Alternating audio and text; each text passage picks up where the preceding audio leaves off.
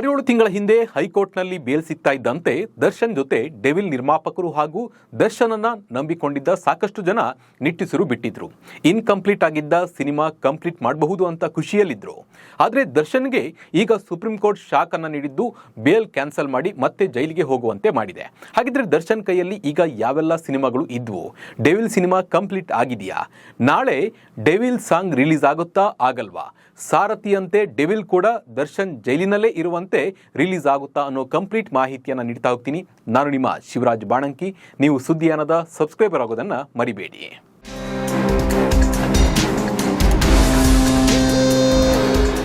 ರೇಣುಕಾಸ್ವಾಮಿ ಕೇಸ್ನಲ್ಲಿ ದಾಸನಿಗೆ ಹೈಕೋರ್ಟ್ ಕೊಟ್ಟ ಬೇಲನ್ನ supreme court cancel ಮಾಡಿದೆ. ಇದು ಡೆವಿಲ್ ಸಿನಿಮಾ ಕಣ್ತುಂಬಿಕೊಳ್ಳೋದಕ್ಕೆ ಕಾಯ್ತಾ ಇದ್ದ ಫ್ಯಾನ್ಸ್ಗೆ ಶಾಕ್ ನೀಡಿದೆ. ಅದರಲ್ಲೂ ಸ್ವತಂತ್ರ ದಿನಾಚರಣೆಯ ದಿನವೇ ಡೆವಿಲ್ ಸಿನಿಮಾದ ಸಾಂಗ್ ರಿಲೀಸ್ ಆಗುತ್ತೆ ಅನ್ನೋ ಖುಷಿಗಿಂತ ಬಾಸ್ ಮತ್ತೆ ಜೈಲಿಗೆ ಹೋದ್ರು ಅನ್ನೋ ದುಃಖ ಫ್ಯಾನ್ಸ್ಗೆ ಹೆಚ್ಚಾಗಿದೆ. ಡೆವಿಲ್ ಶೂಟಿಂಗ್ ಕಂಪ್ಲೀಟ್ ಆಗಿದೆಯಾ? ರೇಣುಕಾಸ್ವಾಮಿ ಕೇಸ್ನಲ್ಲಿ ಮೊದಲು ದರ್ಶನ್ ಜೈಲಿಗೆ ಹೋದಾಗ ಡೆವಿಲ್ ಚಿತ್ರೀಕರಣ ಅರ್ಧಕ್ಕೆ ನಿಂತಿತ್ತು. ಬಳಿಕ ಹೈಕೋರ್ಟ್ನಲ್ಲಿ ಜಾಮೀನು ಸಿಕ್ಕಿ ದರ್ಶನ್ ಹೊರ ಬರ್ತಾ ಇದ್ದಂತೆ ಡೆವಿಲ್ ನಿರ್ಮಾಪಕರಿಗೆ ಹೋದ ಜೀವ ಮತ್ತೆ ಬಂದಿತ್ತು. ಯಾಕಂದ್ರೆ ದರ್ಶನ್ ಅನ್ನು ನಂಬಿ ಕೋಟಿ ಹಣ ಹೂಡಿಕೆ ಮಾಡಿದ್ರಿಂದ ಅವರಿಗೆ ಭಯ ಆಗೇ ಆಗುತ್ತೆ. ಹೀಗಾಗಿ ಅವರಿಗೆ ಭಯ ಆಗಿತ್ತು ದರ್ಶನ್ ಜೈಲಿಂದ ಹೊರ ಬರ್ತಾರಾ ಬರಲ್ವಾ ಅನ್ನೋದು. ಬಟ್ ಹೈಕೋರ್ಟ್ ಇವರಿಗೆ ಒಂದು ಜಾಮೀನು ನೀಡಿ ಹೊರ ಕಳಿಸಿತ್ತು. ಬಟ್ ಈಗ ಸುಪ್ರೀಂ ಕೋರ್ಟ್ ಮತ್ತೆ ಒಳ ಕಳಿಸಿದೆ. ಬಟ್ ಈ ಒಂದು ಗ್ಯಾಪ್ ಅಲ್ಲಿ ದರ್ಶನ್ ಅವರ ಡೆವಿಲ್ ಸಿನಿಮಾದ ಶೂಟಿಂಗ್ ಕಂಪ್ಲೀಟ್ ಆಗಿದೆ.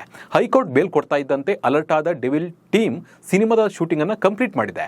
ಸುಪ್ರೀಂ ಕೋರ್ಟ್ನಲ್ಲಿ ಬೇಲ್ ಸಿಗದಿದ್ರೆ ಡೆವಿಲ್ ಚಿತ್ರತಂಡಕ್ಕೆ ತೊಂದರೆ ಆಗುತ್ತೆ ಎಂದು ಶೂಟಿಂಗ್ ಅನ್ನು ಕಂಪ್ಲೀಟ್ ಆಗಿ ಮುಗಿಸಲಾಗಿದೆ. ನಿಂತು ಹೋಗಿದ್ದ ಡೆವಿಲ್ ಚಿತ್ರೀಕರಣ ಕಳೆದ 5 ತಿಂಗಳ ಹಿಂದೆ ಮತ್ತೆ ಶುರುವಾಗಿತ್ತು. ಮೈಸೂರು, ರಾಜಸ್ಥಾನದಲ್ಲಿ ಚಿತ್ರೀಕರಣವನ್ನ ಮುಗಿಸಲಾಗಿತ್ತು. ಬಳಿಕ ಸ್ವಿಟ್ಜರ್ಲ್ಯಾಂಡ್ಗೆ ತೆರಳಿ ಸಾಂಗ್ ಶೂಟ್ ಮಾಡಲು ಪ್ಲಾನ್ ಮಾಡಲಾಗಿತ್ತು. ಆದರೆ ದರ್ಶನ್ ಅಲ್ಲಿಗೆ ತೆರಳಲು ವೀಸಾ ಸಿಕ್ಕಿರಲಿಲ್ಲ. ಬಳಿಕ ಥೈಲ್ಯಾಂಡ್ ವೀಸಾ ಪಡೆದು ಹೋಗಿ ಅಲ್ಲಿ ಚಿತ್ರೀಕರಣವನ್ನು ನಡೆಸಿದ್ರು. 10 ದಿನಗಳ ಕಾಲ ಅಲ್ಲಿ ದರ್ಶನ್ ಉಳಿದುಕೊಂಡಿದ್ರು. ಡೆವಿಲ್ ಸಿನಿಮಾ ಚಿತ್ರೀಕರಣ ಸಂಪೂರ್ಣವಾಗಿ ಮುಕ್ತಾಯವಾಗಿದೆ. ದರ್ಶನ್ ಡಬ್ಬಿಂಗ್ ಕೂಡ ಮುಗಿಸಿದ್ದಾರೆ. ಮತ್ತೆ ಜೈಲಿಗೆ ಹೋದ್ರೆ ಮತ್ತೆ ಶೂಟಿಂಗ್ ಸಮಸ್ಯೆ ಆಗುತ್ತೆ ಅನ್ನೋ ಹಿನ್ನೆಲೆಯಲ್ಲಿ ಫಟಾಫಟ್ ಅಂತ ಡೆವಿಲ್ ಸಿನಿಮಾದ ಎಲ್ಲ ಕೆಲಸವನ್ನ ದರ್ಶನ್ ಮುಗಿಸಿಕೊಟ್ಟಿದ್ದಾರೆ ಎನ್ನಲಾಗ್ತಾ ಇದೆ. ಸಿನಿಮಾದ ನಿರ್ಮಾಪಕರು, ನಿರ್ದೇಶಕ ಪ್ರಕಾಶ್ಗೆ ತೊಂದರೆ ಆಗಬಾರ್ದು ಅಂತ ಹೇಳಿ ದರ್ಶನ್ ಅವರು ಬೇಗ ಈ ಒಂದು ಕೆಲಸವನ್ನ ಮುಗಿಸಿದ್ದಾರೆ. ಇದ್ರೆ ನೆಮ್ಮದಿಯಾಗಿರ್ಬೇಕು ಸಾಂಗ್ ರಿಲೀಸ್ ಆಗುತ್ತಾ? ನಾಳೆ ಇದ್ರೆ ನೆಮ್ಮದಿಯಾಗಿರಬೇಕು ಸಾಂಗ್ ರಿಲೀಸ್ ಮಾಡಲು ಚಿತ್ರತಂಡ ತಯಾರಿಯನ್ನು ನಡೆಸಿತ್ತು. ದರ್ಶನ್ ಕೂಡ ಈ ಬಗ್ಗೆ ಸೋಷಿಯಲ್ ಮೀಡಿಯಾದಲ್ಲಿ ಪೋಸ್ಟ್ ಕೂಡ ಹಾಕಿ ಪ್ರಚಾರವನ್ನ ಮಾಡ್ತಾ ಇದ್ರು. ಅಷ್ಟರಲ್ಲೇ ಸುಪ್ರೀಂ ಕೋರ್ಟ್ ಜಾಮೀನು ರದ್ದು ಮಾಡಿ ಆದೇಶವನ್ನ ಹೊರಡಿಸಿದೆ. ಇದೆಲ್ಲದರ ನಡುವೆ ನಾಳೆ ಸಾಂಗ್ ಬಿಡುಗಡೆ ಆಗುತ್ತಾ ಎನ್ನುವ ಅನುಮಾನ ಕೆಲವರನ್ನ ಕಾಡ್ತಾ ಇದೆ.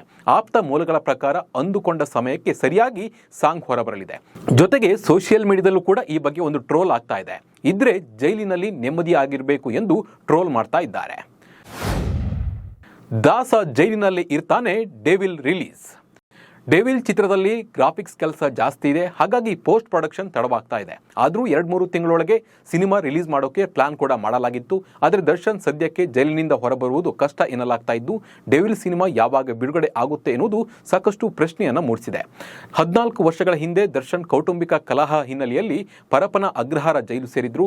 ಅವರು ಜೈಲಿನೊಳಗೆ ಇದ್ದಾಗಲೇ ಸಾರಥಿ ಸಿನಿಮಾ ತೆರೆಕೊಂಡು ಗೆದ್ದಿತ್ತು.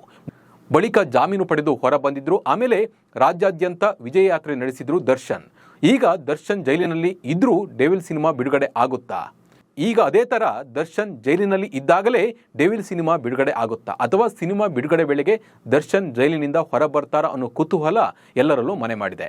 ಸುಪ್ರೀಂ ಬೇಲ್ ಕ್ಯಾನ್ಸಲ್ ಮಾಡಿದ್ರಿಂದ ಬೇಲ್ ಸದ್ಯಕ್ಕೆ ಸಿಗಲ್ಲ. ಹೀಗಾಗಿ ದರ್ಶನ್ ಜೈಲಿನಲ್ಲಿ ಇರ್ತಾನೆ, ಡೆವಿಲ್ ರಿಲೀಸ್ ಆಗೋದು ಪಕ್ಕಾ ಎನ್ನಲಾಗ್ತಾ ಇದೆ.